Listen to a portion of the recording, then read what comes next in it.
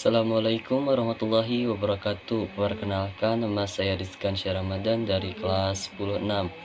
Di sini saya akan mereview film berjudul Algorithm yang rilis tahun 2014. Disutradarai oleh John Schieffer. Penulis naskahnya pun adalah John Schieffer. Pemeran utama di film ini adalah Chris Vanzera sebagai Will atau Loser, Richard Goeb sebagai Agen Peterson, Byron James sebagai Agen Wallace, Michael Never sebagai Gordon, Paulina Nguyen sebagai Bitken, Angela Gulder sebagai pseudonym, Raphael Barker sebagai Haas, Mandy Reno sebagai Carles. Nah, di awal film ini menampilkan tampilan kamera CCTV menjadi awal dalam film ini. Terlihat dua pria berpakaian rapih yang membawa satu pria lainnya yang mengenakan pakaian seperti seorang tahanan. Di tempat tersebut, pria mengenakan pakaian layaknya tahanan itu sempat diinterogasi dan ia diketahui bernama Charles yang mengaku hanya menjadi pengajar matematika di Berkeley. Sementara dua pria lainnya adalah Agen Peterson dan Agent Walsh. Dalam sesi interogasi itu, Charles diduga telah mencuri sesuatu dari pemerintah dan Wallace yang temperamen nampak sangat tidak sabar dengan pria yang diinterogasinya itu. Sebulan sebelumnya terdengar Will yang menarasikan bagaimana kondisinya saat itu, di mana dirinya bagai seorang dewa yang bisa melakukan apa saja dengan keahlian meretas yang dimilikinya. Pria yang bernama William ini bahkan menggambarkan bahwa dalam hidupnya tidak ada batasan apapun karena menurutnya semua hanyalah teka-teki yang bisa ia pecahkan bagaikan sebuah puzzle. Will juga sempat menyebut bahwa baginya tidak ada privasi lagi di dunia ini, tak terkecuali dengan pihak pemerintah atau pembuat hukum sekalipun. Ia dapat meretas komputer hanya dengan 20 langkah kaki saja, yang seolah menandakan betapa hebatnya ia sebagai seorang hacker. Pada suatu malam, Will yang selalu menggunakan inisial Loser bertemu dengan seorang pria bernama Gordon yang mengaku bahwa istrinya telah berselingkuh dan kini menginginkan bukti atas perselingkuhan tersebut. Gordon pun meminta Will untuk membantunya, namun sepertinya targetnya kali ini tidak bisa diretas dengan mudah karena ia diketahui tinggal di kawasan elit Perancis Ward dan tidak memungkinkan bagi Will untuk meretas hanya dari kejauhan. Untuk alasan itulah Will meminta bantuan pada Bitken yang disebutnya sebagai teknik listrik dan mampu mengendalikan serta memanipulasi listrik sesuai keinginannya. Wanita itu dimintainya untuk melakukan apapun untuk bisa menghubungkan dirinya dengan si target melalui perangkat Wi-Fi atau TV sekalipun. Will juga menyebut bahwa Worm hanya bisa masuk ke dalam sistem tak lebih dari 5 jam saja hanya untuk mengatur uang daya di rumah si target. Setelah melalui malam dengan pekerjaannya, Bitken akhirnya sukses menjalankan perintah Will dengan memberitahunya bahwa Can of Worm hanya akan bekerja selama 12 jam dengan kemampuan maksimalnya atau bisa mencapai 4 hari jika berada dalam kondisi pasif. Di pagi dini hari, Will mulai melancarkan aksinya dengan menaruh Can of Worm buatan Bitken ke salah satu sudut rumah dari targetnya agar tidak ketahuan oleh orang di sana termasuk oleh petugas penjaga sekalipun. Dari sini Will mengungkapkan bahwa salah satu cara meretas paling mudah adalah dengan memanfaatkan perangkat TV yang saat ini sudah tersambung dengan Wi-Fi secara otomatis. Menurutnya, jaringan internet yang sudah digunakan oleh semua rumah telah membuka celah baru bagi para hacker untuk dapat masuk ke sistem keamanan di sana. Dengan piawainya, Will terlihat mampu menghidupkan salah satu perangkat komputer di rumah targetnya yang tadinya dalam kondisi mati hanya berbekal sambungan internet yang ia gunakan di salah satu perpustakaan kota.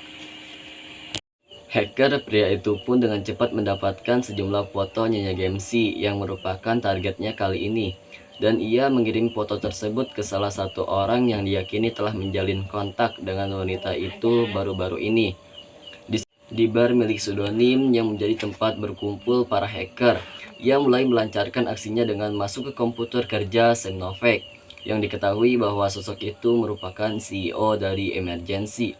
Sayangnya aksi itu tak berlangsung lama, pseudonym langsung menutup laptop Will beralasan tidak ingin mendapatkan masalah hanya karena Will menggunakan jaringan internet dari tempatnya, yang menurutnya bisa dilacak NSA dan itu jelas sangat berbahaya. Di tempat tinggalnya, Will akhirnya mulai menemukan salah satu program bernama Support yang berada di emergency. Namun ia merasa kesulitan dengan semua hacks yang didapatnya pada program tersebut. Akhirnya ia pun memutuskan untuk mendatangi Hash yang diakuinya memiliki kemampuan dalam membaca hacks lebih dari dirinya.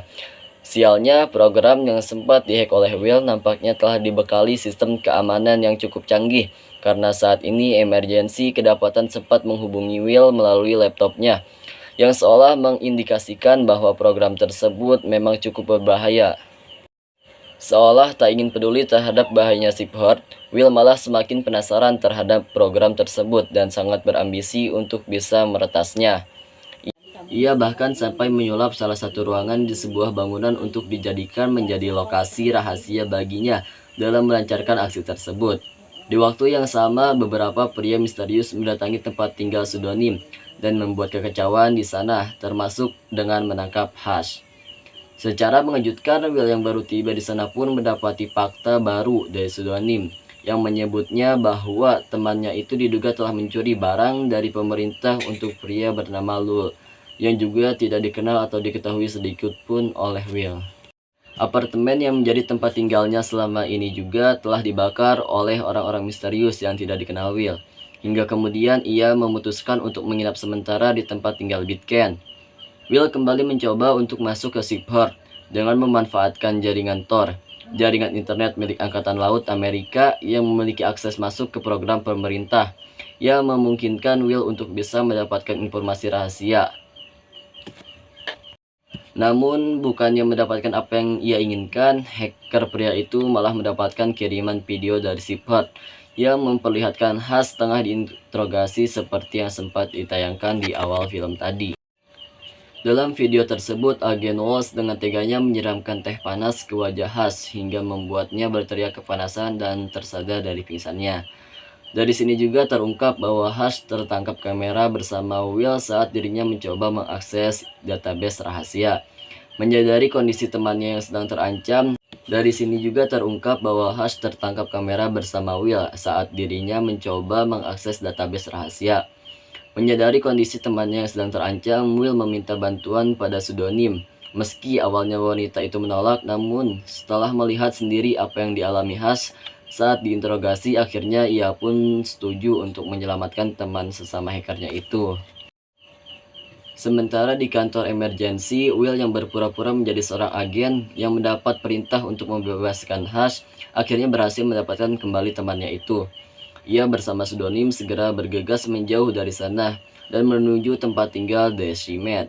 Will sempat terkejut karena ternyata Bitken sudah ada terlebih dahulu di sana. Ia juga sempat berdebat dengan Decimet karena sudah melibatkan semua teman-teman dekatnya berada dalam bahaya. Bahkan Decimet yang sudah tidak setuju dengan aksinya Will lalu melaporkannya ke DHS bersama dengan Hash dan pseudonym. Alhasil mereka pun ditangkap dibawa ke markas emergency untuk diinterogasi. 20 hari kemudian, Will nampak tak berdaya di atas kursi integrasi sama seperti yang sempat dialami Hash. Lalu diperparah lagi dengan seorang penjaga yang mengatakan bahwa Hash telah tewas karena proses interogasi yang dilaluinya. Sementara di tempat yang lain, program Support dalam waktu dekat akan ditutup. Secara mengejutkan, DMC malah mendatangi Will, bahkan sempat mengungkapkan bahwa hacker pria itu merupakan sosok yang ingin dipekerjakannya bersama Elliot, seolah seperti melakukan perekrutan pekerjaan. Nah, itulah alur cerita film Algorithm yang rilis pada tahun 2014, yang ternyata dari semua kejadian aneh di film hanya untuk menjadi uji coba untuk mencari hacker terbaik di kota tersebut, untuk direkrut menjalankan misi yang sangat rahasia untuk negara dan menjadi panglima tempur jika ada ancaman cyber dari negara luar. Menurut saya, hal yang menarik di dunia maya atau di internet adalah bisa berbuat apapun tanpa batas. Apalagi kita yang memiliki kemampuan hacker. Sebagai hacker dapat memanfaatkannya untuk hal yang baik atau digunakan dengan hal yang jahat. Berbijaklah dalam menggunakan jaringan internet. tidak semua sistem itu aman. Sekian review film dari saya. Terima kasih. Wassalamualaikum warahmatullahi wabarakatuh.